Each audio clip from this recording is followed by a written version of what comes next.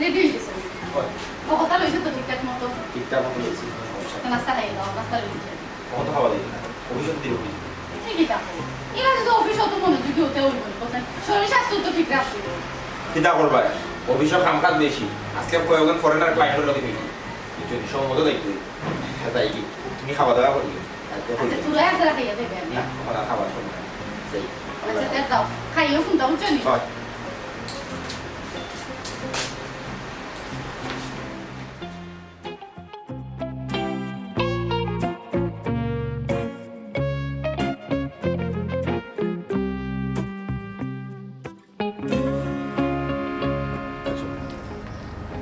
Hey Joel, কিতা হইল?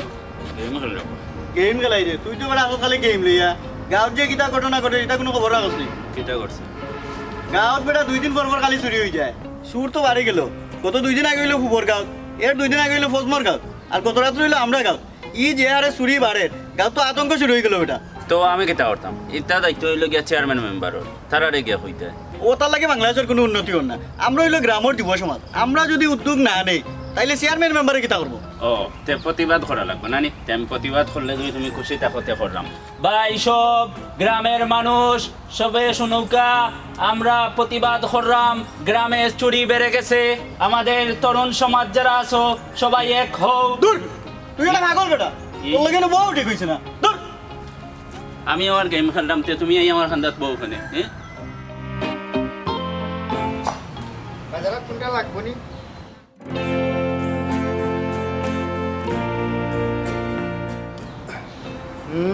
জাফসা কোনটা দেখা যান মাঝে মাঝে সানগ্লাস খান একটু ফুসে হয়েছে তৈলেও তো ভালো কি লাভ বুঝতাম তুমি আমার একলা একলা করো তুই যাও তুমি গেলে কি আমার কোনটা ভালো লাগে খাম কাজও ভালো লাগে বালা লাগতো না কিন্তু বালা লাগার অভ্যাস করতাম আমি তো আর আনা খামে বাড়াইয়া যাই আমার গাঁর 8-10 জন ফৈন্থুর লাগান তো আর আমি না মনে করো আমার গাঁর 8-10 জন ফৈন্থে তারা জীবিকা নির্বাহ করে ক্ষেত খামারি করিয়া কৃষি কাম করে ই গাঁর মাঝে একমাত্র আমি আর আমার বন্ধু খাট্টুশালীও শিক্ষিত আমরা জীবিকা নির্বাহ করি অফিস আদালত গিয়ে নায়িকা ঠিক আছে গার ঠকলেও তোমরা মাত মাতে তোমরা প্রশংসাও করে প্রশংসা করবা না নি প্রশংসা না করিয়া যাইবা করি কারণ হইল গিয়া ই গাঁর লাগি আমি আর আমার বন্ধু খাট্টুশালী হইলাম সোনার টুকরা প্রশংসা না করিয়া কই যাইবা আচ্ছা যারা চাকরি করে সকাল 9টা বা 10টার সময় অফিসে যায় আবার বিকাল 5টা বা 6টার সময় কি তোমরা ফজর রাখতে ওখানে দূর ও তো এক কথা কইয়া দিলাইলে আমার মেজাজ গরম করিয়া তোমার আমি কতদিন বুঝাইছি আমরা যে কোম্পানিত কাম করি ইগো হইল মাল্টি ন্যাশনাল কোম্পানি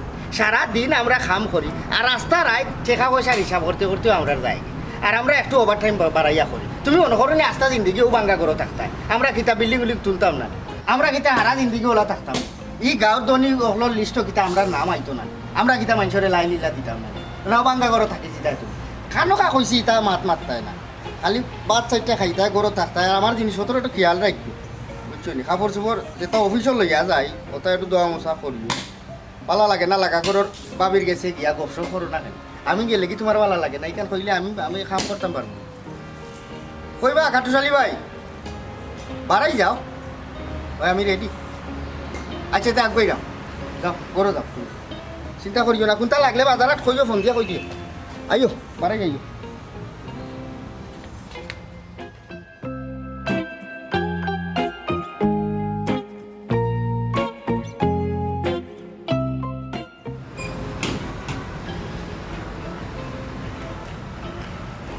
কি অবস্থা দেরিছিলাম বাড়াই গেছেন ভালো আছে হ্যাঁ এখন চলো বিসমিল্লাহি তাওয়াক্কাল তু আলাল্লাহ কইয়া অফিসের উদ্দেশ্যে রওনা দিই আর তোমার একটা বিষয় আমি কইতাম চাই আমরা শিক্ষিত মানুষ আমরা একটা অফিসে চাকরি করলাম হ্যাঁ এই হিসাবে মনে করিলাও তুমি এলাকাত যেসা মানুষের লগে বিলিও না যেসা মানুষের লগে বিললে তোমার ওজনটা হে বুঝতো না সবসময় নিজের ব্যক্তিত্বটারে বজায় রাখার চেষ্টা করবে আচ্ছা ঠিক আছে আমার এখান কথা আছে তুমি তো গোর দুয়ার ফাঁকা করিছ অফিসও মাতিয়া আমার এই প্রমোশনের একটা ব্যবস্থা করিয়া দেখো না আমার লাগনি কোনটা খাটতে পারবে জেডিসলাম ইনো একটা কথা আছে পরিশ্রম মানে তুমি করো যদি তাইলে তুমি এগুলো ফল ভোগ করবা তুমি অফিসে নতুন যুক্ত হইছো তুমি আস্তে আস্তে ধীরে ধীরে ধীরে ধীরে তোমার দক্ষতা বাড়াও অভিজ্ঞতা বাড়াও যখন তুমি দক্ষতা অভিজ্ঞতা বাড়াইবো অটোমেটিকলি অফিসের সিস্টেমেই তোমার প্রমোশন হই আমি তো খাটিয়া যাইরাম অফিসের সিস্টেম পরিশ্রম হইবে মনোযোগী হইবে আজ দুইটা ক্লায়েন্টের লগে মিটিং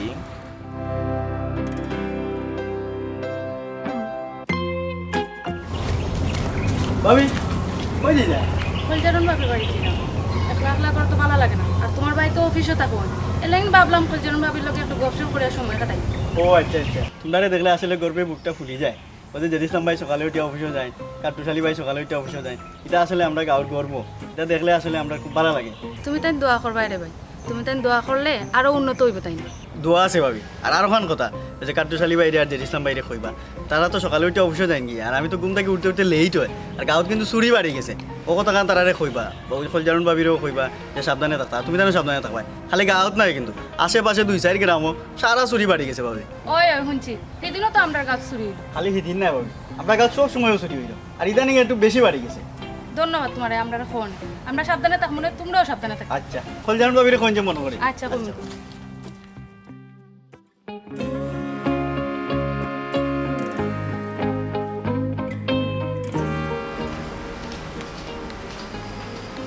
রেডি হয়ে গেছে ওই যাইলাম কি এরকম না আজকে অফিসটা মাত দিও কোন বিষয়টা ও তো তুমি রাইতে দিনে ডিউটি করো তুমি এটা ডিউটি করলে তো তোমার শরীর খারাপ হবে তুমি আসলে যেটা চিন্তা করা বা যে বিষয়টা কইরা এগুলো আসলে মায়া থাকি যত্ন থাকি বিষয়টা কইরা কিন্তু অফিসে তো আমারে মাসে মাসে বেতন দেয় তো এই হিসাবে তারা এই যত্ন বা এই মায়া তারা আমারে দেখায় না আর আমি ইচ্ছা করিও একটু মনে করলে বেশি পরিশ্রম করলাম কারণ আমরা এই যে কোম্পানিটা এটা মাল্টি ন্যাশনাল কোম্পানি যদি কোনো সময় কোনো লাগান তারা আমার কর্মদক্ষতা দেখিয়া মনে করলে বাইরে কোনো দেশে ট্রান্সফার করে যেহেতু বিভিন্ন দেশ একটার মনে করল ব্রাঞ্চ আছে সে মনে করলো আমরা আলহামদুলিল্লাহ তোমার লইয়া বাইরে একটা দেশে গেলাম উন্নত জীবনযাপন করলাম আসলে তো অত পরিশ্রম করলাম রাত দিন অগুমা করিয়া পরিশ্রম করাম তোমার আমার শুকর লাগে সংসারটা সুন্দরভাবে চলার লাগে না আমার এটা ধন সম্পদেরও দরকার নাই টাকা পয়সারও দরকার নাই ও যে তুমি সকালে বার হয়ে যাও সারা দিন যায় রাত যায় এবার ফজরে রক্ত এটা অত টাকা দেখি তুই তো আমার অত টাকা পয়সার দরকার নাই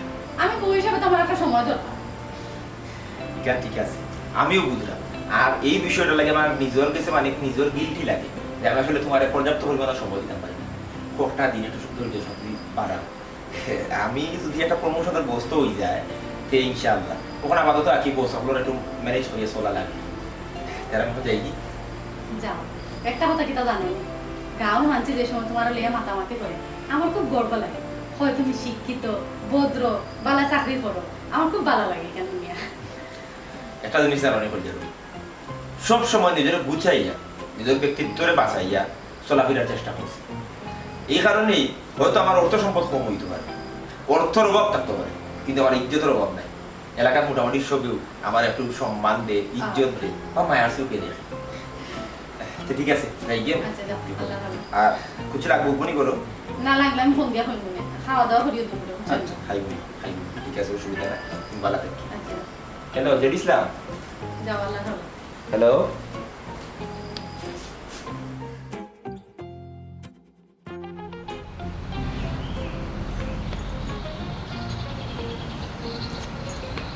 তো আনি তো নেই যে 250 টাকা গাড়ি যাতে কিনে দিলাই রে আমার চশমা খান দেও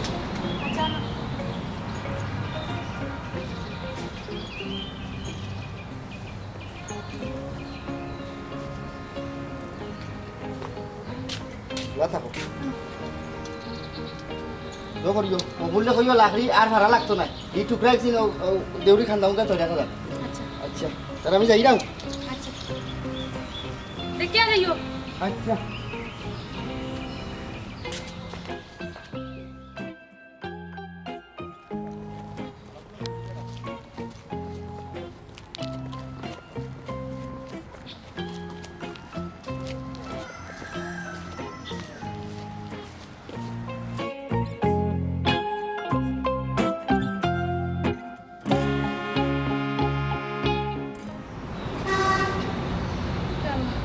আসর রক্ত হয়ে গেল তাই দেখি এবো আইলা না কোনো বিপদ আপদ হইল না কিতা কত তোমার ফোন দিলাম, ফোনগুলো বন্ধ দেখা। আরেকবার ফোন দিয়ে দেখি।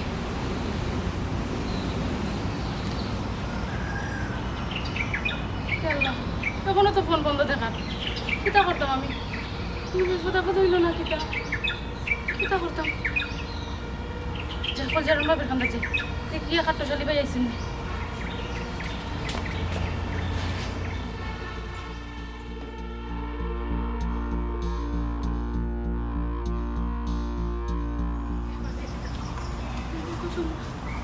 দেরি তো করুন না তাই আমার সময় তো ঠিক হয়।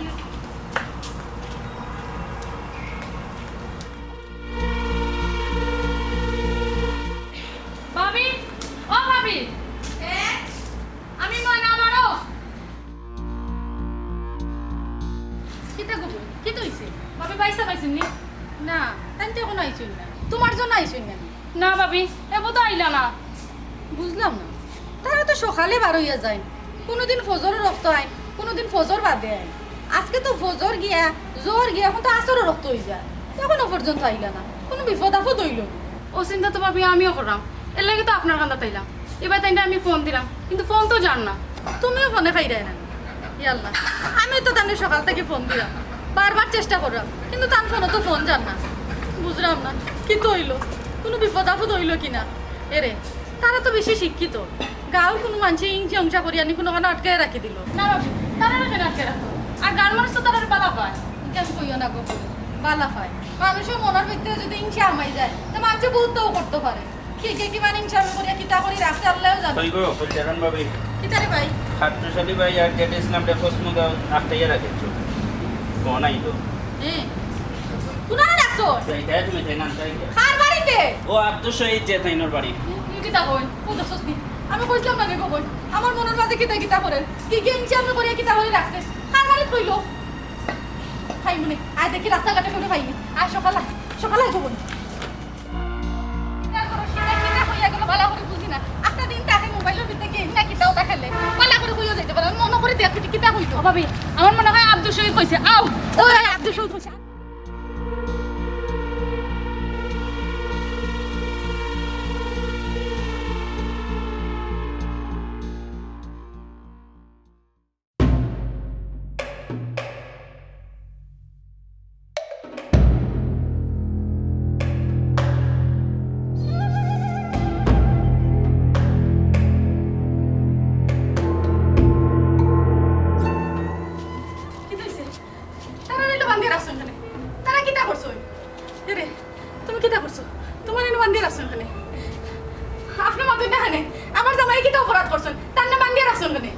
বান্ডিয়া রাখার মতো কাজ করছে, এর লাগি বান্ডিয়া রাখছি। আমি তারারে গতকাল রাইট ধরছি।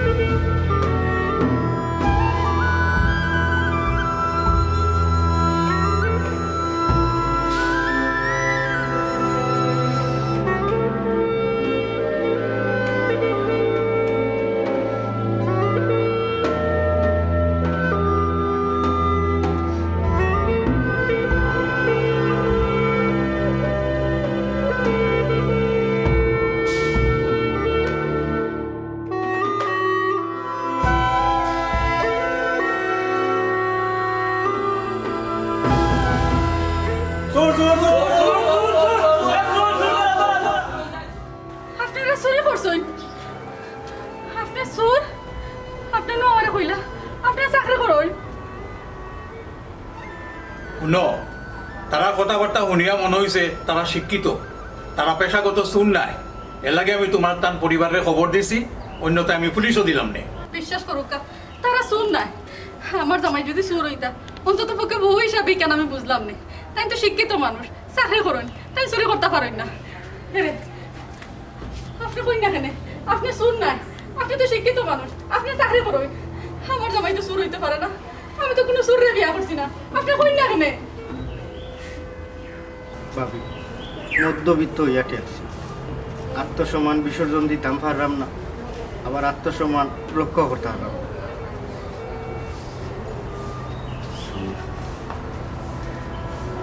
একজন স্ত্রী যখন জানবো যে তাই জামাই সুর, কতটা কষ্ট পাইবে কেন আমি বুঝলাম। কিন্তু আমরা তার কোনো উপায় নাই। আমরা মধ্যবিত্ত হইয়া না উপরে দিয়ে যাইতাম পারলাম, তার নিচে দিতাম তো পারলাম।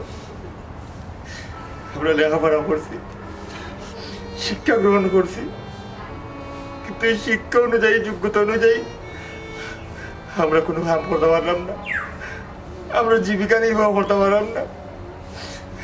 এর লাগে বাধ্য হইও আমরা শুরু করতে পারি। আমরা নিরুপায় মুরব্বী সাহেব, আমরা শুরু করছি, আপনার ঘরে এটা সত্য, কিন্তু আমরা কোনো উপায় নাই। এখন আপনি যে শাস্তি দিব আমরা ও শাস্তি মাতামাতি নিব। আপনি শাস্তি দৌকা, পুলিশের দৌকা, থানার দৌকা, মারোকা, খাটোকা, কেন স্বীকার করতাম না যে আপনার ঘরে আমরা চুরি চাইছি না? আমরা তো আর মান সম্মান কিতা, যারা কাছে মান সম্মান আছি তারা সামনেও তো আপনি সুর হিসেবে আমরা আখ্যায়িত করলাম। আমি সুর, আমি বাধ্য হইয়া সুর, আমি বাধ্য হইয়া সুর। আপনি যদি আমার একবেলা খানি না দিতা তাও আমি মানলাম না। আপনি যদি আমার খানি কাপড় কোনটাও দিতা না তাও আমি মানলাম না। কিন্তু আমার জামাই সুর, একটা আমি কিলা মানবো? আপনি একজন শিক্ষিত মানুষ হইয়া এই কামটা কেনে করলা, কেনে করলা? শিক্ষা, শিক্ষিত, আসলে জানো আমরা এই সমাজটা পরিবর্তন ঘটে বা সমাজের সৌন্দর্য বর্ধনের বা উন্নয়নের শিক্ষিতের মাধ্যমে, আবার এই শিক্ষিতের মাধ্যমেও সমাজটা ধ্বংস। কিতার শিক্ষা? এই দেশের শিক্ষার কোনো মূল্য নাই। এই দেশে যদি শিক্ষার মূল্য থাকতো তাইলে অন্তত পক্ষে আমি অতটুকু লেখাপড়া করিয়া বউর সামনে বান্ধ অবস্থায় সুর হিসাবে থাকলাম না, অনেক এখন চাকরিজীবী হিসাবে ঠিকও থাকলাম অনেক। আমার প্রতিটা মুহূর্তে অভিনয় করিয়া বাঁচা লাগলো না অনেক। আমি আমার বউর কাছে চাকরি করি মিথ্যা এই কথা লইয়া প্রতিটা দিন আমি প্রতিটা নিহত বউর লোকের সংসার করা লাগলো না অনেক। কি শিক্ষা? কোনো শিক্ষা নাই, শিক্ষার কোনো কদর নাই, যোগ্যতার কোনো মূল্যায়ন নাই, কিচ্ছু নাই। আমরা এই সমাজও শিক্ষা ব্যবস্থা যথেষ্ট ভালো, কিন্তু শিক্ষা ব্যবস্থায় শিক্ষা গ্রহণ করিয়া একটার প্রয়োগের কোনো জায়গা নাই, কোনো কর্মসংস্থান নাই। যাই হোক চাচাজি, আমরা চুরি করছি, আমরা অপরাধী, আপনাদের শাস্তি দোকা, সাজা দোকা, কোনো সমস্যা নাই। আমরা সমাজও দুই ধরনের সুর আছে, একটা হইল অভাবগত সুর আর একটা হইল স্বভাবগত সুর। যারা অভাবের কারণে চুরি করে আসলে কিন্তু তারা প্রকৃত সুর নাই। আমি বুঝলাম অভাব হইল গুণনাশিনী। আমি বুঝতাম পারছি তোমরা অভাবের কারণেও চুরি করছো। আর ভাতিজা, তুমি যে কইছো তোমরা শাস্তি দিতাম, হ্যাঁ আমি শাস্তি দিব, তবে একটা আমার ফিশারি, মানে আজ থেকে তোমরা আমার ফিশারি চাকরি করবায়, আর মাসান্তে আমি তোমরা একটা বেতন দিব, ও বেতন দিয়া সুন্দরভাবে পরিবার পরিচালনা করবায়। কর্মসংস্থানের অভাবে অন্তত পক্ষে আমার সামনে যেন দুইটা মেরুদণ্ড না ভাঙে। বদল যে তারা বান খুলি দাও।